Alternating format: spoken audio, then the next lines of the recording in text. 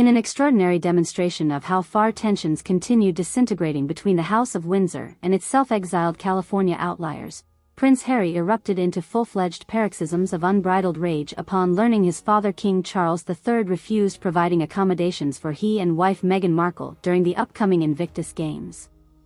The shocking decision, officially confirmed through multiple Buckingham Palace representatives while remaining shrouded in discretion avoiding any outward PR conflagrations, marks perhaps the most severe disciplinary mandate levied against the Duke and Duchess of Sussex since transitioning toward their post-royal civilian careers. According to Recreations pieced together through insider leaks stemming from the couple's Montecito compound detailing the disgraced prince's ballistic outbursts in real time, Harry's catawampus reaction began detonating mere moments after receiving regretfully worded communiques informing him that Invictus delegations traveling from international branches would be housed in poshly refurbished hospitality suites throughout sovereign palatial estates, yet explicitly excluding any housing accommodations for the Sussexes themselves. The official declination, which arrived alongside carefully subdued reminders over Prince Harry's forfeited status relinquishing any remaining rights to crown-held residences following defections, allegedly triggered a cascading psychological meltdown where the enraged Duke commenced launching into volcanic tirades berating his family as heartless monsters, perpetrating human rights atrocities against perceived identities as racial pariahs facing systemic institutionalized abuses. Far too many howling apoplectic expletives filled the air, violently echoing across grounds for my tastes regarding domestic squabbles best avoiding public spectacles, but it went something along the dreadfully melodramatic lines of Harry roaring, "This disgusting declaration of war marks a modern-day Sharpeville massacre. Only now Buckingham's racist paratroopers bombard Meghan with artillery shells filled with rancid neglect meant dehumanizing proud women of color struggling against intersectional oppression, or some such overheated blather," confirmed one estate manager overhearing the histrionic eruptions delivering their second-hand royal correspondence. And evidently her hairiness red-misted frenzy ranting only worsened upon learning further indignities where the King's edict decrees Montecito Confederates traveling without guaranteed hospitality assignments would instead squatting inside disused stable quarters across outer precincts. Despite her Duchess previously lobbying extensively envisioning palatial honeymoon suites freshly decorated with $300,000 psychedelic banana slug-themed murals honoring her ancestral Yoruba iconographies. According to separate accountings outlining the sequence of events preceding these volcanic eruptions, Harry appears receiving advance notice over his family's highly anticipated royal repudiation weeks beforehand, yet never took seriously what originally seemed staff lapses failing following typical courtesies securing luxury accommodations alongside other honored guests attending the forthcoming Veterans celebration.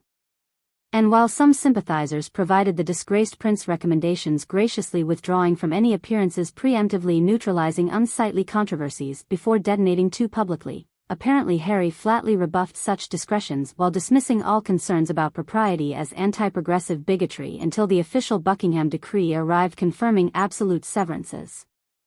Oh my word, I remain too shell-shocked reminiscing the utter menagerie of grotesque tantrums, apoplectic panic attacks, bipolar breakdowns besieging my entire household the millisecond those correspondence drafts trickled into our inboxes confirming all previous warnings about those absolute gobshites getting completely excommunicated, shuddered one personal stateside attendant trapped inside the crossfire navigating the relentless firestorm. Because one moment the boy started howling profane diatribes raging over his entitled birthright travesties as some sort of second-class royal refugee getting ethnically cleansed from homelands before next sobbing hysterically into throw pillows about Buckingham leadership branding his goddess Meghan the next untouchable caste apartheid scourge perpetually stripped of all dignity while his own imagined victimhood fantasies, transposed becoming Nelson Mandela reincarnated as a crusading boba liberator staging inspirational biopics storming sovereign rectitude's Robben Island. However, the surreal devolvement detonating following the housing declination only represented commencing salvos in a rapidly escalating public relations grenade launchings detonating across all international media platforms covering every conceivable broadside frontline. Because once initially learning about Buckingham's absolute discretionary purview enforcing permanent severances repudiating all associations, Harry almost immediately accelerated toward combating the perceived injustice through coordinated global communications onslaught tactics seeking maximizing public outrage recruitment fueling feverish new abolitionist crusades. According to detailed chronologies outlining maneuver deployments, the disaffected Duke activated emergency broadcast signaling protocols notifying thousands of media bureau influencers, proxy commentariat amplifiers, social justice stakeholders, and allied non-governmental proliferation networks across immediate implementation sprints establishing battle space dominance. From that point onward, the Sussex coordinated wargamed initiatives plastering grievance theatre productions before audiences numbering in the billions, all rooted around centralized messaging fueling new abolition liberation fronts. At some point pretty early into this whole runaway public immolation where Harry transitioned mind-melting rages igniting flashbang media bombardments non-stop shelling entire continents with his seething broadsides cursing Buckingham, I guess everybody comprehended we'd essentially become captive bystanders in some sort of globally streamed telethon manifesto advertising actual revolution overthrowing the crown's systemic racism, reminisced one operations specialist reassembling how the Sussexes gradually transformed into woke social justice influencers cross-leveraging their inherited fame birthrights toward assembling international activist movements. Because one second you got this delusional psychopath raving about British Expeditionary Forces parachuting GCHQ hit squads onto the Montecito estate terminating his entire family while next watching Meghan hyper-mote tearful soliloquies about birthing the second coming indigenous children destined lighting the fires reshaping humanity itself, Jesus. Even ISIS recruiters never shredded my nerves the way those two started playing dangerously convincing cult leaders radicalizing zealots until you legitimately feared self-immolation uprisings taking root anywhere on the planet.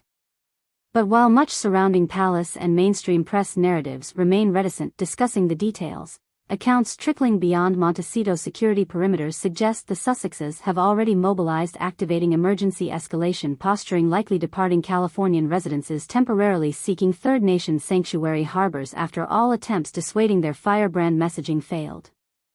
According to transcripts featured across video production installments accompanying their abolition prol feed, communique bombardments depicting scenes recreating frenetic activity potentially fleeing crackdown raids previously expected commencing against them, the pair rhetorically rationalize emergency departures seeking political asylum abroad as the only possible recourse following King Charles III's regime declaring their entire existence enemy combatant terroristic threats.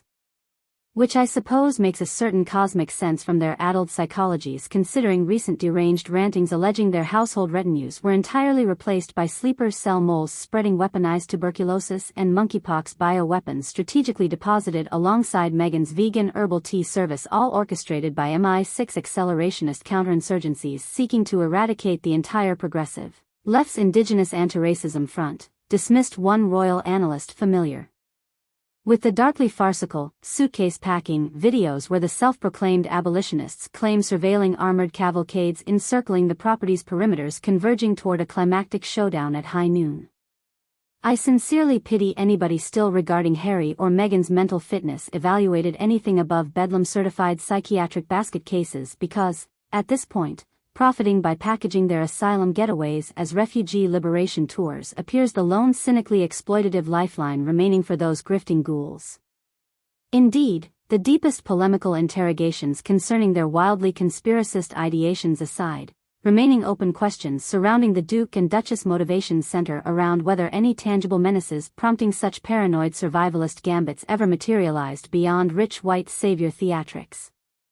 Because while California sheriff departments confirm receiving scattered reports over credible threats potentially targeting the Montecito estate alongside other high-profile celebrity residences for weeks preceding, separate